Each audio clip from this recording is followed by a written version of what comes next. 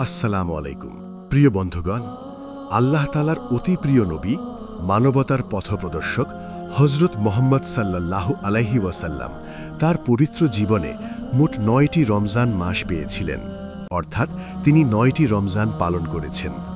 দশম রমজান শুরু হওয়ার আগেই তিনি এই দুনিয়া থেকে আল্লাহ তাআলার সান্নিধ্যে চলে যান। এভাবে রোজা ফরজ হওয়ার পর থেকে তার ওফাত পর্যন্ত তিনি ৯টি রমজান অতিবাহিত করেন।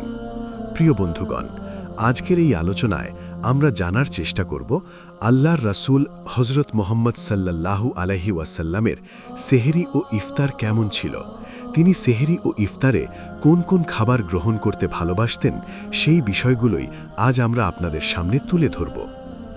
হযরত আনাস রাদিয়াল্লাহু তাআলা আনহু বর্ণনা করেন, আল্লাহর নবী সাল্লাল্লাহু আলাইহি ওয়াসাল্লাম মাগরিবের নামাজের আগে কয়েকটি খেজুর দিয়ে ইফতার করতেন। তিনি তাজা খেজুর দিয়ে ইফতার করতেন। যদি তাজা খেজুর না পাওয়া যেত তাহলে তিনি শুকনো খেজুর দিয়ে ইফতার করতেন। আর যদি কখনো শুকনো খেজুরও না থাকত তাহলে তিনি কয়েক চুমুক পানি পান করে ইফতার করতেন। আরেকটি হাদিসে এসেছে, আল্লাহর নবী সাল্লাল্লাহু আলাইহি ওয়াসাল্লাম এমন খাদ্য দিয়ে ইফতার করতেন যা আগুনে রান্না করা নয়, যেমন ফলমূল। তিনি এই ধরনের খাবার দিয়ে রোজা ভাঙতে বেশি পছন্দ করতেন। সুতরাং মনে রাখবেন, তাজা খেজুর দিয়ে ইফতার করা মুস্তাহাব। যদি তাজা খেজুর না পাওয়া যায় তাহলে শুকনো খেজুর দিয়ে রোজা ভাঙা উত্তম। আর যদি শুকনো খেজুরও না থাকে তাহলে পানি দিয়ে ইফতার করাও আমাদের প্রিয় নবী সাল্লাল্লাহু আলাইহি ওয়াসাল্লামের সুন্নত। আরেকটি বিষয় হল, রাসূলুল্লাহ সাল্লাল্লাহু আলাইহি ওয়াসাল্লাম সেহরি একেবারে শেষ সময় খেতেন।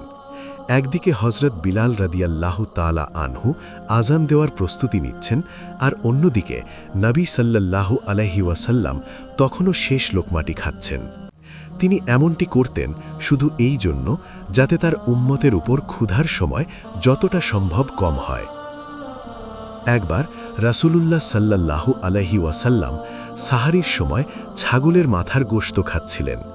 তার সঙ্গে হযরত আলী রাদিয়াল্লাহু তাআলা আনহু উপস্থিত ছিলেন। এমন সময় হযরত বিলাল রাদিয়াল্লাহু তাআলা আনহু এসে বললেন, হে আল্লাহর রাসূল, সময় শেষ হয়ে গেছে, আমি আজান দিতে যাচ্ছি। কিছুক্ষণ পর তিনি আবার ফিরে এলেন এবং দেখলেন রাসূলুল্লাহ সাল্লাল্লাহু আলাইহি ওয়াসাল্লাম তখনও সাহারি খাচ্ছেন। তখন হযরত বিলাল বললেন, হে আল্লাহর রাসূল, আল্লাহর কসম, সেহরির সময় শেষ হয়ে গেছে, ভোর হয়ে গেছে। এই কথা শুনে রাসূলুল্লাহ সাল্লাল্লাহু আলাইহি ওয়াসাল্লাম হাত নামিয়ে নিলেন এবং বললেন, হে বিলাল, তখনও সময় বাকি ছিল, কিন্তু তুমি কসম করেছ বলে আল্লাহ তাআলা সেই সময়টিকে আগেই শেষ করে দিয়েছেন, যেন তোমার কসম মিথ্যা না হয়। তখন হযরত আলী রাদিয়াল্লাহু তাআলা আনহু বললেন, বিলাল যদি কসম না করতেন তবে আমার নবী যতক্ষণ খেতেন ততক্ষণ পর্যন্তই ফজরের সুবহে সাদিক হতো না। প্রিয় বন্ধুরা, এখন আমরা সেই 10টি বিষয় সম্পর্কে জানব যেগুলো আল্লাহর প্রিয় নবী মুহাম্মদ সাল্লাল্লাহু আলাইহি ওয়াসাল্লাম অত্যন্ত পছন্দ করতেন। ১. খেজুর। আল্লাহর প্রিয় নবীর সবচেয়ে প্রিয় ফল ছিল খেজুর। খেজুরের মধ্যে তার সবচেয়ে প্রিয় ছিল আজবা খেজুর। তিনি বলেছেন, যে ঘরে খেজুর থাকে সে ঘরে কখনো অভাব থাকে না। 2. আঙুর। আল্লাহর প্রিয় নবী আঙুর খেতেও খুব ভালোবাসতেন, কারণ এটি মানব স্বাস্থ্যের জন্য অত্যন্ত উপকারী। 3. ডালিম। প্রিয় নবী ডালিম খেতেও খুব পছন্দ করতেন। তিনি বলেছেন, ডালিম জান্নাতের ফলগুলোর একটি। 4. ডুমুর। রাসূল সাল্লাল্লাহু আলাইহি ওয়াসাল্লাম বলেছেন, ডুমুর জান্নাতের ফলগুলোর একটি। তিনি আরও বলেছেন, ডুমুর ফল বিভিন্ন ধরনের রোগ প্রতিরোধ করে। 5. তরমুজ। প্রিয় নবী ইফতারে তরমুজ খেতে খুব পছন্দ করতেন। তিনি প্রায়ই তরমুজকে খেজুরের সঙ্গে মিলিয়ে খেতেন। 6. দুধ। দুধও প্রিয় নবীর অত্যন্ত পছন্দের খাবার ছিল। তিনি সাধারণত গরু ও ছাগলের দুধ পান করতেন। 7. মধু। আল্লাহর প্রিয় নবী মধু খুব পছন্দ করতেন এবং নিয়মিত মধু ব্যবহার করতেন। পবিত্র কুরআনেও বহুবার মধুর উল্লেখ এসেছে। 8. মাংস।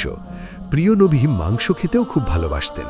তিনি বলেছেন, দুনিয়া ও জান্নাত উভয় জায়গাতেই সব খাবারের সর্দার হল মাংস। তার সবচেয়ে প্রিয় ছিল ছাগল, ভেড়া এবং উটের গোশত। 9.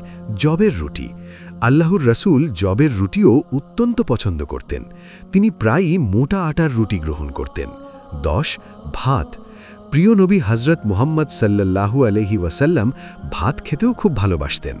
তিনি বলেছেন, আল্লাহ তাআলা ভাতের প্রতিটি দানার মধ্যে বিশেষ বরকত রেখেছেন।